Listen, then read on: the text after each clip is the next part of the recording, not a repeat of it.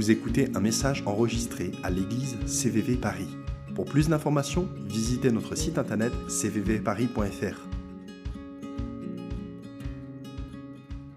Et si vous ne le savez pas, nous sommes en train de faire toute une série sur le livre de Colossiens. Donc vous avez raté peut-être les 3 premiers. Thomas a fait une superbe introduction sur le fait d'être fidèle dans la foi.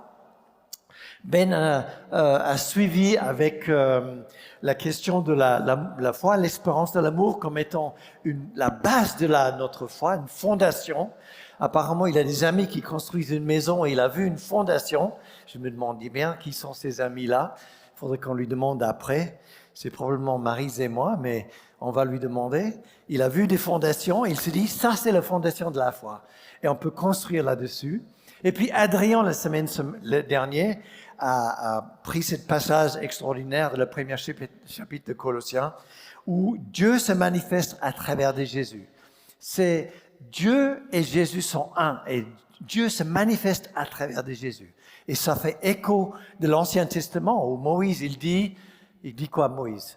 Il dit, Shema Israël. Shema Israël. Dieu est un. D'accord? Et probablement pour les Hébreux et les Juifs qui lisaient ce passage, ça leur faisait écho en eux. Shema Israël Adonai Eloheinu. C'est ça qui était important pour le peuple d'Israël. Dieu est un et il a tout créé, toutes choses. Et on va lire ça dans un instant. Et Paul n'est pas gêné de dire dans le passage qu'on va lire ensemble qu'il souffre. Il le dit souvent dans ces passages. Il dit, je suis à tel endroit et je souffre pour vous. Je suis en prison et je souffre. Et je fais ceci et je ça. Il n'est pas gêné de le dire, parce qu'il souffre. Pourquoi? Parce qu'il sait pourquoi il souffre, et il souffre pour une cause, c'est la cause de l'Évangile. Alors, je voudrais vous inviter de lire le texte de Colossiens chapitre 1, c'est notre texte de ce soir, à partir de verset 24, et ça va être jusqu'au 2, verset 5. Et si vous avez vos téléphones, vos iPhones, j'ai pas mis là-haut, j'ai juste mis la référence. Ça vous permet de le lire dans vos Bibles ou vos versions. Et moi, je donne la seconde 21. Verset 24, c'est la page suivante. « Je me réjouis maintenant de mes souffrances pour vous, et je supplée dans ma vie à ceux qui manquent aux peines infligées à Christ par son corps, c'est-à-dire l'Église. » Alors, excusez-moi, je fais juste une parenthèse. Déjà, cette phrase-là demande une explication, et c'est toute une théologie là. Mais j'ai laissé ça à Placide et à Thomas. Vous savez, on fait des études bibliques 360 les mardis soirs. Donc, allez là et leur posez la question, qu'est-ce que cela veut dire? Parce que quand on lit une phrase là comme ça, comment est-ce que Paul peut souffrir pour l'Église alors que Christ a déjà pris toutes les souffrances? Il y a une réponse à rechercher, mais Placide et Thomas vont vous répondre. Donc, je continue. Excusez-moi pour la parenthèse. C'est donc de l'Église que je suis devenu le serviteur conformément à la charge que Dieu m'a confiée pour vous. Annoncer pleinement la parole de Dieu. Donc, c'est qui le vous? Le vous, c'est les Colossiens, qui ne sont pas avec Paul. Paul est en prison à 300 km de là, à Éphèse, et il dit, je souffre pour vous, alors qu'il ne les a même pas vus.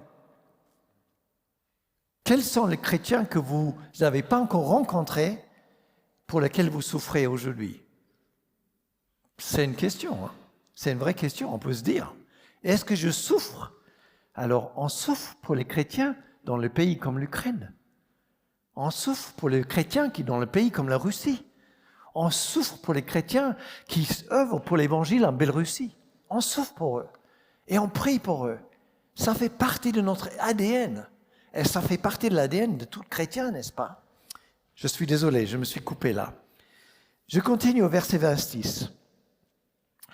Pour annoncer pleinement la parole de Dieu, le mystère caché de tout temps et de toutes les générations, mais révélé maintenant à tous ses saints.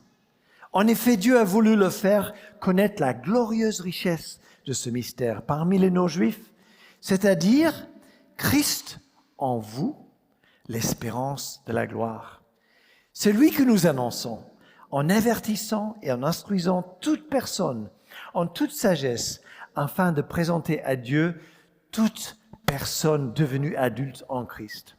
C'est à cela que je travaille, en combattant avec sa force qui agit puissamment. Où? Il agit en toi. Il agit en moi. Et je veux en effet que vous sachiez à quel point il est grand le combat que je soutiens pour vous. Paul, il a envie que les Colossiens savent que le combat est grand. Pour ceux qui sont à Laodicée et pour tous ceux qui n'ont pas vu mon visage. Je combats ainsi afin que, unis dans l'amour, ils soient encouragés dans leur cœur et qu'ils soient enrichis d'une pleine intelligence pour connaître le mystère de Dieu, aussi bien du Père que de Christ. C'est en lui qui sont cachés tous les trésors de la sagesse et de la connaissance. Alléluia. Je dis cela afin que personne ne vous trompe par des discours séduisants. En effet, même si je suis absent du corps, je suis avec vous en esprit. Et je vois avec joie le bon ordre qui règne parmi vous et la fermeté de votre foi en Christ. Et je laisse la dernière verset 6, pour la fin de la prédication. D'accord? On n'aime pas souffrir si on ne sait pas pourquoi, n'est-ce pas? On n'aime pas souffrir si on ne sait pas pourquoi. Moi, demain, vous pouvez prier pour moi, je vais voir le dentiste. J'aime pas souffrir chez le dentiste, c'est clair. Et en plus, je le paye pour me faire souffrir. C'est ça qui est le pire. J'aime pas souffrir. Et j'ai pensé à ces soldats ukrainiens qui vont au front et ils ne savent pas même pourquoi ils font la bataille. Et ça crée toutes sortes de situations compliquées pour l'armée russe. Parce qu'on n'aime pas aller en bataille quand on ne sait pas pourquoi on va en bataille. Mais nous savons pourquoi nous sommes en bataille, n'est-ce pas? Brûle en moi, Seigneur, pour l'amour de ce monde, pour la passion de ce monde, Seigneur, envoie ton esprit. Et vous savez, j'avais un prof en théologie qui nous disait, ne demandez pas que le Seigneur vous envoie son feu sur vous, parce qu'il va le faire. Parce qu'il va le faire. C'est dangereux des fois de dire, Seigneur, envoie ton feu sur moi, parce qu'il va le faire. Et si nous, ce soir, nous avons prié et nous avons intercédé, si nous sommes à genoux, si nous disons, Seigneur, envoie ton feu, c'est pas juste pour que je me sente mieux, c'est parce que nous voulons voir, ici à CVV, nous voulons voir Paris changer. Ça, c'est notre appel. Ça, c'est notre ADN. Et nous avons un cœur de voir le royaume de Dieu manifeste dans nos lieux de travail, avec nos collègues, dans les écoles, dans les lycées, là où vous bossez et avec nos voisinages. Paul, il sait pourquoi il se bat. Et il en parle à plusieurs endroits. Mais ici, on a eu une première partie du chapitre 1 où il exprime la puissance et la suprématie de Jésus. Et Paul, tout de suite, il voit deux défis. Probablement que Ephratas est venu voir Paul à Éphèse. Il lui dit, voilà, on a eu des problèmes dans l'église et des situations. Et Paul, il voit tout de suite l'histoire qui se passe à Colosse. Et il ne dit pas précisément d'ailleurs, mais on lit entre les lignes et on comprend qu'est-ce qui se passe. Il y a deux défis que Paul découvre. Le premier défi, c'est que Jésus est probablement un peu moins que Dieu. Peut-être plus que les anges, mais pas tout à fait Dieu. Ça vous est arrivé aujourd'hui d'avoir une discussion avec un collègue qui dit « Dieu oui, mais Jésus, peut-être pas ». Vous savez, les histoires de Paul, elles sont relativement concrètes pour nous aujourd'hui. Parce que cette histoire-là, Dieu, oui, je crois en Dieu, et encore, je ne suis pas sûr que Dieu existe, mais je veux bien l'accepter. Mais Jésus, ouais, c'est un gars qui a dit des bonnes choses, il a fait des bonnes choses, il était gentil, il était bien. Mais enfin, de dire que Dieu, Jésus, tout ça, vous allez un peu loin là dans votre discours, monsieur ou madame. Ça vous est arrivé? Ça m'est arrivé. Et ça peut nous facilement arriver aujourd'hui. C'est pas très loin de nos discussions de quotidien. Parce que les gens, ils n'ont pas le concept Dieu incarné en Christ. Il faut une révélation quand même. Il faut une révélation. Et Paul, il en est conscient. Il en est conscient. Et chapitre 2, verset 18 nous dit clairement ça. Je ne vais pas le relire. mais vous avez déjà entendu cette histoire ici à Paris. Et la deuxième chose que Paul réalise quand il parle avec Ephrata, c'est que les gens, ils ont besoin de quelque chose de spécial. Il y a comme un mystère qui est seulement accessible à les élus. Et ce mystère-là, il faut être quelqu'un de un peu particulier pour l'atteindre. Vous savez, c'est comme s'il disait là dans la salle, on est 95% des personnes connaissent Jésus, il n'y a pas de problème, mais à partir du premier rang là, il n'y a que des gens spéciaux. Placide, Macarena, Ludovic, Maryse, Joël, c'est tous des gens bien. Parce qu'ils ont reçu un élément en plus que l'Évangile. Comment devenir un peu spécial, vous savez. Et l'histoire de le petit secret, ça attire les gens. Vous savez, la franc-maçonnerie, ça se passe beaucoup là-dessus. On ne connaît pas grand-chose sur la franc-maçonnerie. Pourtant, c'est super diabolique. Et je sais que je suis enregistré et mis sur Internet, mais c'est vrai, on vit sous la cachette. Combien d'entre vous ont lu ce livre-là, le Da Vinci Code? Ou peut-être vu le film. Vu le film au moins. Pas lu le livre, mais vu le film. Pas tant que ça quand même, je suis surpris. Quand même, mais vous inquiétez pas, vous n'êtes pas condamnés. Dieu vous aime toujours, c'est pas un mauvais livre, c'est un bon roman policier, aucun problème. Soyez à l'aise et dans le paix, vous ne serez pas condamnés et je ne vais pas vous demander pour prier pour vous après. Mais, voilà, Dan Brown, un Américain, a écrit un roman policier et il y tombait vraiment sur le truc pour faire de l'argent. Génial! Un code ingénieux dissimulé dans des œuvres de Léonard da Vinci. Une course allaitante à travers les églises et les châteaux de l'Europe. Un incroyable secret enfoui depuis des siècles. Plus de 40 millions d'exemplaires vendus dans le monde. Je ne l'ai pas lu. Mais ils ont dû écrire des livres pour combattre ce livre. Pour dire les secrets et les vérités écrites là-dedans ne sont pas de la Bible. Parce que Dan Brown, lui, il a découvert des secrets qui révélaient qu'en fait, il y avait des descendants de Jésus vivant aujourd'hui. Et je crois que ça se dit dans le film même, ou ça se sous-entend, je ne suis pas sûr. Qu'il y a des vérités qui disent qu'en fait, Jésus n'est pas vraiment ce qu'il a dit qu'il était. Et il attaque énormément le Vatican et l'Église, surtout l'Église catholique. Et les églises catholiques et évangéliques, vous pouvez la citer ici en bas, il y a des livres pour défendre l'Évangile. Parce qu'à mon avis, il y a probablement plus de chrétiens qui lisaient Da Vinci Code, pas CVV apparemment, que le livre de Colossiens. Parce que dans le livre de Colossiens, il dit qui est Jésus, pleinement.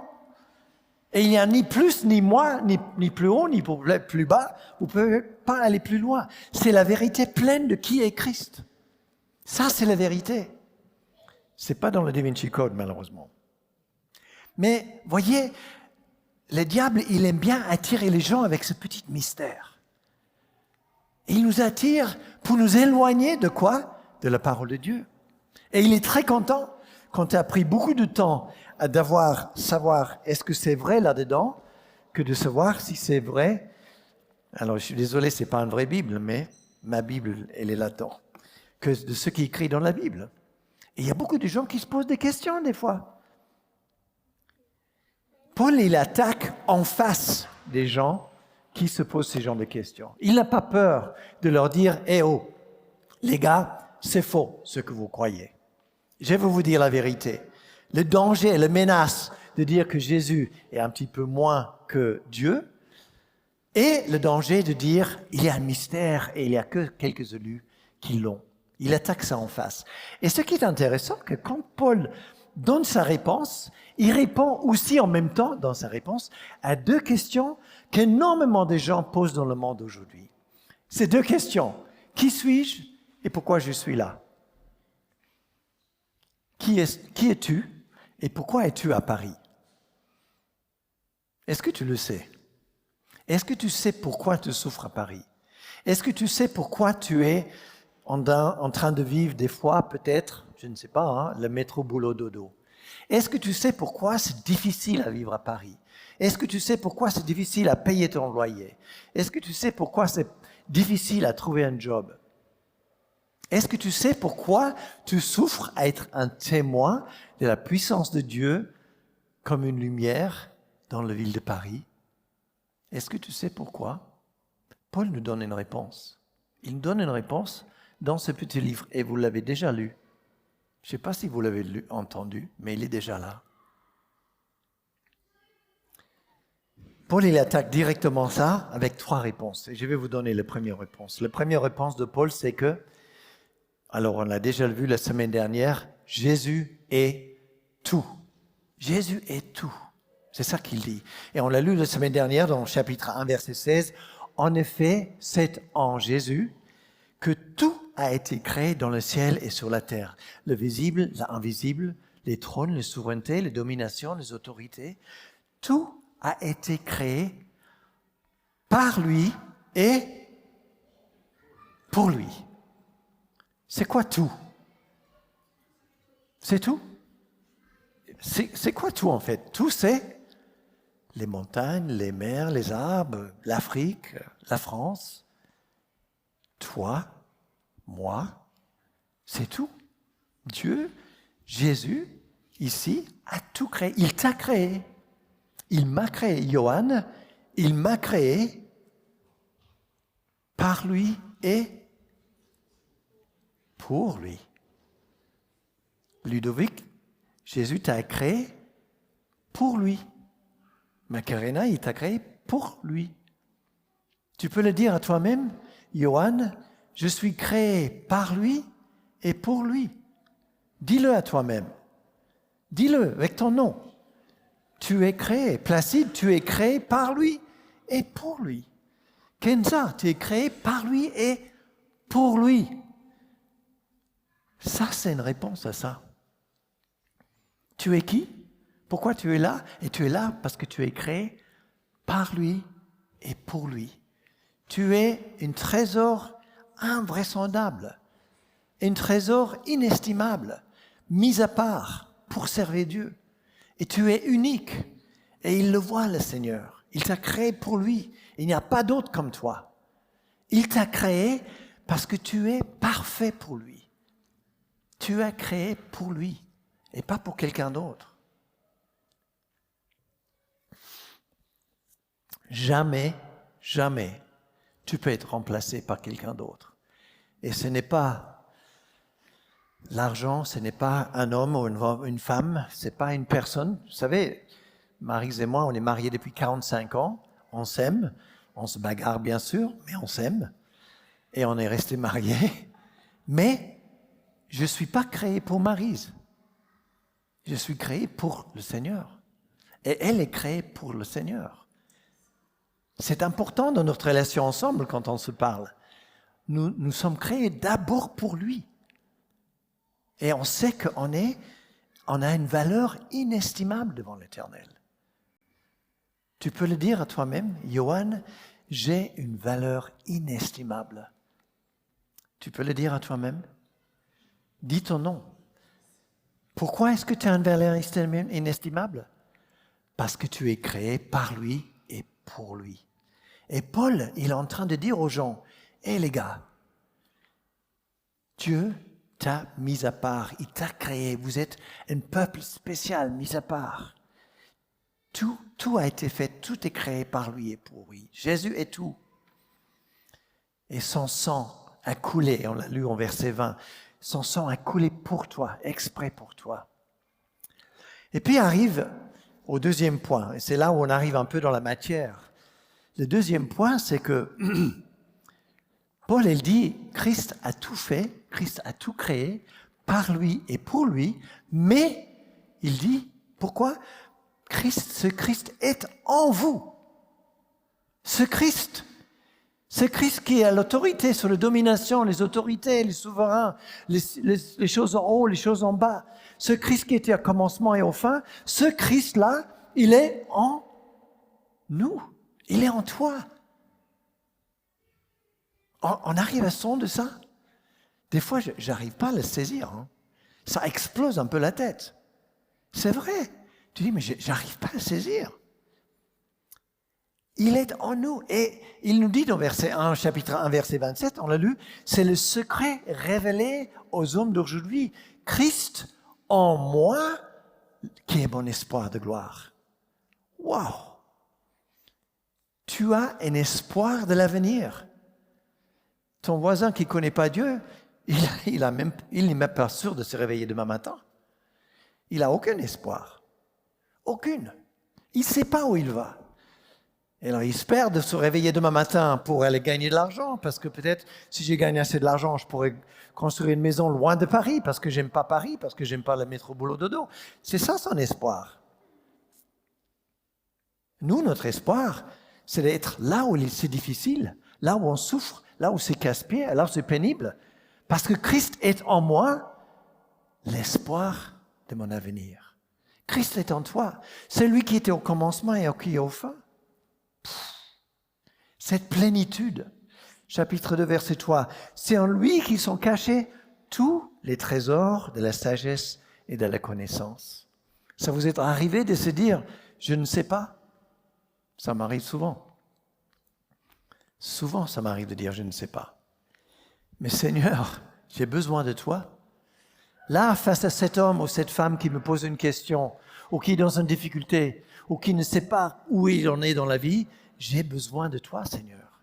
Parce qu'en toi reposent tous les trésors de la sagesse et de la connaissance. Wow! Ça fait exploser un peu la tête, non? Moi, j'ai dit, ça fait la louange qui me jaillit dans mon cœur. Je dis, Seigneur, si tout est en toi, et tu as dit que tout est créé par toi, et tu as mis en moi ta présence, ouf! C'est quelque chose à porter à Paris. Non? C'est vous. C'est chacun de nous. Pas besoin de me regarder comme ça avec des yeux. C'est une réalité. Christ est en vous, l'espoir de votre gloire et de votre avenir. C'est le mot-clé de Paul. Christ en moi, Christ en nous. Et Paul, il n'a pas peur d'affronter les gens direct en le disant, ce Christ dont vous disiez qu'il a un petit peu de moins de ci ou cela, il parle d'adoration des anges dans chapitres 2 et 3, il dit non. Christ était là au commencement, il a tout créé. Et non simplement il a tout créé, en lui demeure tout le savoir, toute la sagesse, et ce Christ, il est en vous. Vous savez, les petites églises à Colosse, on ne sait pas combien ils étaient, mais ce n'était pas une grosse église, peut-être 2-3 familles, un peu plus peut-être. Mais Paul leur dit, Christ est en vous. Vous êtes l'espoir de Colosse. Nous sommes l'espoir de Paris. Nous sommes l'espoir de cette nation. Et quand je dis nous, je ne parle pas de CVV. Je parle de l'Église avec un grand E. On est l'espoir pour cette nation. On est l'espoir. Et là où toi tu te trouves, peut-être tu trouves que c'est difficile à se lever le matin. Peut-être tu en as marre d'avoir le Covid parce que tu as pris le métro. Peut-être que tu en as marre de monter je ne sais pas combien d'étages parce que tu n'as pas d'ascenseur. Peut-être que, mais tu es là parce que Dieu a mis sa puissance en toi pour rayonner sa puissance là où tu es. Point barre. Je pourrais arrêter la prédication là, mais on a encore quelques minutes, donc j'en profite. Des fois, il faut s'ajuster à cette réalité, et je le reconnais. Je le reconnais. Et j'ai pris un peu l'exemple de... Vous savez, quand on se tourne vers Jésus, le mot repentance, c'est changer de direction. Je pense qu'il y a beaucoup de gens qui savent ça. Et Paul, il dit dans un verset, il dit, on est transporté dans le royaume de Dieu.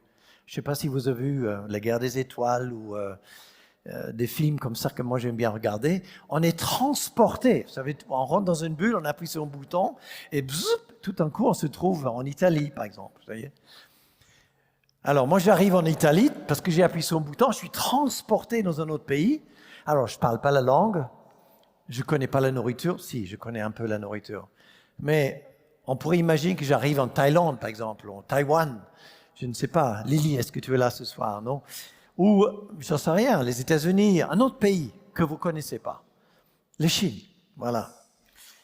On ne parle pas la langue, on ne connaît pas la nourriture, on ne connaît pas la culture, on ne connaît pas ce qui est poli ou pas poli. Il y a beaucoup de choses qu'on ne connaît pas.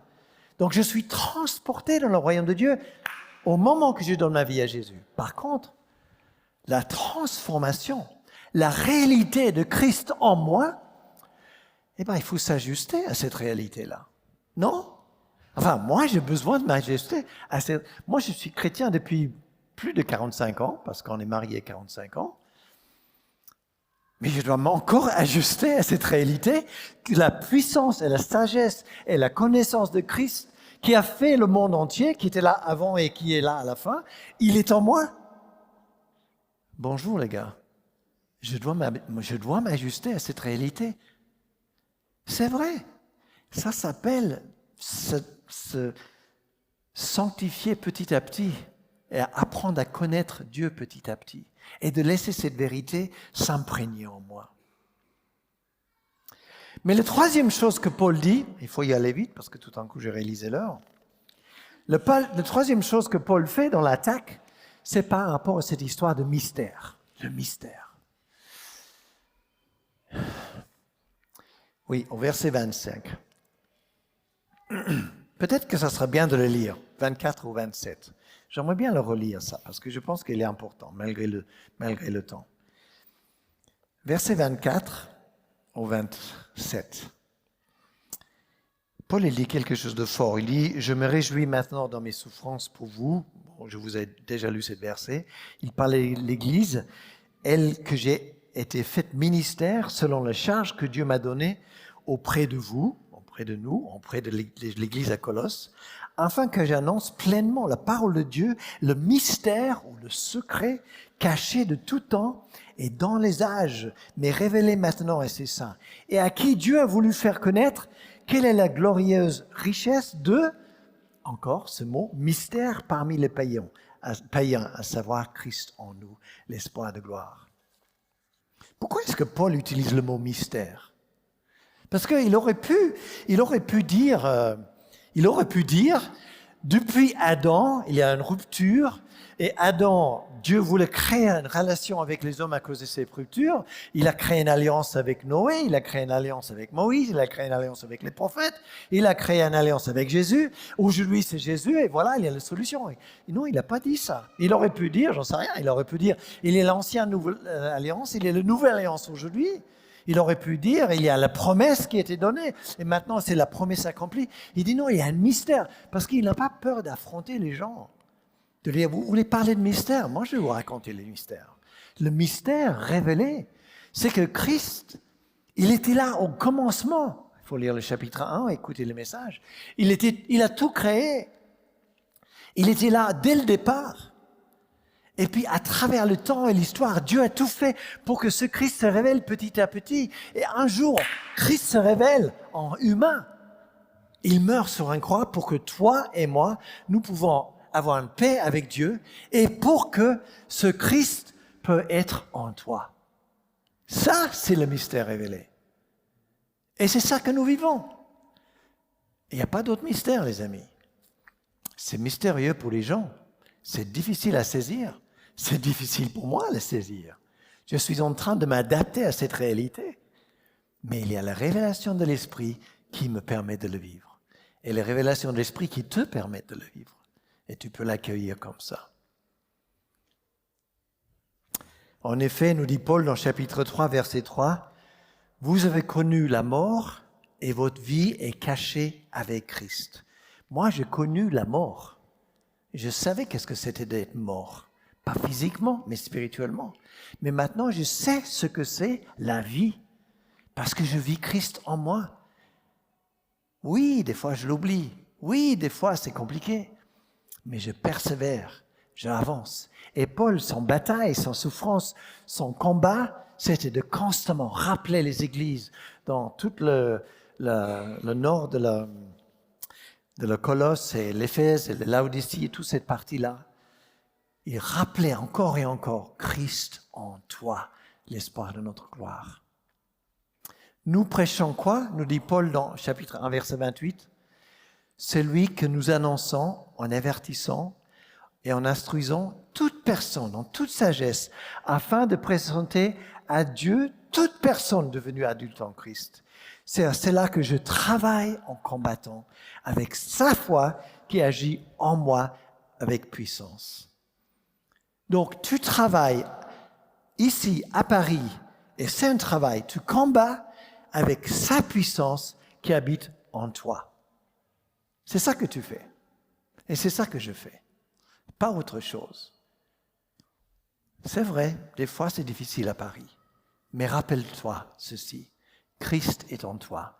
Et c'est sa puissance en toi qui combat pour la foi. Alors du coup, j'ai toutes les raisons de m'associer à cette bataille. J'ai toutes les raisons de dire, ok, Seigneur, je veux bien le faire comme Paul. Je suis prête de me battre. Je réalise ma position en toi. Et la bataille, c'est pas aller avec les poignes, n'est-ce pas? Mais c'est d'être un témoin. C'est de proclamer, c'est d'aimer, c'est de montrer l'amour de Dieu pour le voisin, pour ceux qui te connaissent, qui ne le connaissent pas. C'est de ne pas avoir peur de prier pour des gens qui ont besoin de la prière. C'est de ne pas avoir peur de leur dire, mais Jésus, vous savez, c'est une personne qui peut agir aujourd'hui dans votre vie. Il peut vous sauver, il peut vous guérir, il peut changer votre situation. Vous avez un espoir en Jésus. Vous pouvez le dire. Et c'est sa puissance en lui qui te permet de le dire. C'est pas toi, c'est sa puissance en lui qui te permet de le dire. Je voudrais juste dire une chose importante ici avant de clôturer. Vous savez, la beauté de la vie chrétienne, c'est que il y a moi et Jésus. Mais c'est pas une équipe. C'est pas l'équipe de rugby ou de foot. On n'est pas plusieurs. C'est Jésus en moi. C'est la position qui change les choses. C'est cette position qui change complètement ma vie. Je me retrouve rempli de Christ. D'accord? C'est pas une question de savoir, c'est pas une question de connaissance, c'est pas une question de mystère, c'est une question de position en Christ complètement. Et alors, on finit avec le verset 6. Le verset 6 dit « Ainsi donc ». Vous savez, quand on lit dans la Bible « Ainsi donc », ou si vous lisez « Puisque », il faut lire tous les passages avant. Parce que s'il lit « Donc », c'est qu'il y a quelque chose avant. Et le quelque chose avant, c'est que Jésus est un. Il est complet, il est suprême. C'est la suprématie et la supériorité de Jésus. C'est que Jésus a été né avant dans le temps. Et il a traversé l'histoire. Et il est vivant aujourd'hui. Et il sera là dans l'éternité. Parce que ce Christ est en vous, donc, tout comme vous avez accueilli le Seigneur Jésus-Christ, nous dit le verset 28, marchez en lui. Vous savez, être chrétien, c'est super de venir à l'église le soir. C'est super et c'est important de vivre des moments où on crie à Dieu, dit Seigneur, viens brûle en moi, viens brûle dans l'église. On a besoin de se mettre ensemble à genoux. On a besoin de crier et prier pour la nation. Et on a besoin d'être rafraîchis dans l'esprit ensemble. Je ne suis pas en train de dire ça. Mais Paul, il dit, marchez. Marchez. Ça veut dire agir, avancer. Restez pas là où vous êtes. Changez votre style de vie. Soyez j'ai oublié le mot en français, mais décidez d'avancer. Décidez de prendre un pas pour changer cette nation. Décidez de prendre un pas, de dire, je ne souffre pas à Paris. Et des fois, les gens ils nous disent à Johan et Maryse, moi et Maryse, Johan et Maryse, ils nous demandent, Maryse et moi, ça va? J'ai dit, ah oui, on est fatigué. Oh là là, vous êtes fatigué, c'est difficile. C'est vrai qu'on est fatigué. Oui, parce que ça fait pas mal d'années qu'on bosse à Paris. Ça fait pas mal d'années qu'on proclame l'Évangile. Ça fait pas mal d'années qu'on fait toutes sortes de choses. On a eu le temps depuis 45 ans, vous pouvez imaginer. Mais c'est pas pour ça qu'on est découragé. Et il n'y a aucune raison d'être découragé, parce que Christ est en nous, notre espoir de gloire. Donc marchez. Décidez de marcher. Soyez enracinés et fondés en lui, affermis dans la foi, tel que vous avez été enseignés. Et c'est ça Paul, il le fait, il encourage les gens, et c'est ça que nous, on essaye de faire en tant qu'anciens et les responsables dans l'Église, de vous encourager, de nous encourager. Non pas de dire venir à l'Église et chauffer une banc, mais de dire venir pour partir et prêcher la bonne nouvelle. C'est ça qu'on essaye de faire. C'est notre appel. Comme vous avez accueilli Jésus-Christ. Comment est-ce que vous avez accueilli Jésus-Christ? Si vous étiez là l'année dernière, on a fait une étude sur Éphésiens et on l'avait lu. Vous êtes sauvés par la foi. C'est une grâce, c'est la grâce de Dieu. C'est pas quelque chose que vous avez fait. C'est pas des œuvres. C'est un don de Dieu. Comment est-ce que vous avez accueilli Jésus? Par la foi, par grâce. Et c'est dans cette manière-là que j'avance. C'est par cette manière-là, par grâce, que je marche avec le Seigneur. Et c'est par grâce que toi, tu peux marcher et avancer. Par la foi. Et c'est par grâce et par la foi que tu accueilles Christ en moi. Christ en moi. Alors, Paul le dit, mais je veux que toi, tu le dises. Je veux que tu le dises à toi-même. Je veux dire, Johan, j'ai Christ en moi. Dis-le. Dis-le à toi-même. Dis-le à ton âme. Dis-le à ton esprit. Dis-le à ton esprit. Alors peut-être que tu ne connais pas le Seigneur. Peut-être que c'est difficile à dire quand on ne connaît pas Dieu bien. Mais vous savez, quand on accueille Jésus, c'est comme une j'allais dire, une pancake. C'est comme une crêpe. On est complètement tourné. On est complètement retourné parce que tout d'un coup, on reçoit la puissance de l'histoire de toute la création qui vient se siéger dans nos cœurs et dans nos vies. Et nos yeux voient le monde différemment. Je m'en souviens toujours d'un ami en Angleterre quand je faisais mes études et il n'était pas chrétien et il avait une petite tendance de bien boire et on était sortis pour un bar un soir et puis on sort. Et là où je faisais mes études, c'était des magnifiques champs de blé. À l'automne, c'était doré, c'était beau. On voyait vraiment c'était magnifique. On voyait la création de Dieu, quoi. Il ne voyait rien du tout, lui. Il ne voyait rien du tout. Alors, c'est peut-être pas l'alcool, je ne sais pas. Mais un jour, il a donné sa vie au Seigneur. Et je me souviens toujours, ce Philippe, il était là et il regardait le champ devant lui et il me disait, Johan, je n'ai jamais vu la beauté de la même manière que maintenant. Pourtant, je suis élevé ici dans ce petit bled, mais maintenant que je suis devenu chrétien, je vois la gloire de Dieu dans les champs. Je vois la création qui clame et réclame le nom du Seigneur. Ben oui, parce que nos yeux sont ouverts et on voit le Créateur. Si tu ne connais pas Dieu et tu as envie de voir la création et le Créateur, ben ouvre tes yeux, ouvre ton cœur à lui. Si tu veux avoir un espoir pour demain matin, donne ta vie à Dieu. C'est le seul moment. Quelle est notre mission du coup? C'est de défendre la foi, de prier pour qu'elle se manifeste ici sur terre. C'est lui qui nous revêtit. Et on l'a chanté tout à l'heure. Viens nous revêtir à nouveau, n'est-ce pas? C'est lui qui nous donne les vêtements de louange. C'est lui qui nous fait brûler nos cœurs. Brûle comme un feu, Seigneur, dans nos vies. Brûle.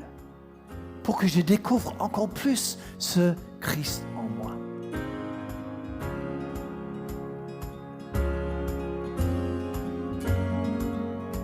Vous venez d'écouter un message enregistré à CVV Paris. Pour plus d'informations, visitez notre site internet cvvparis.fr.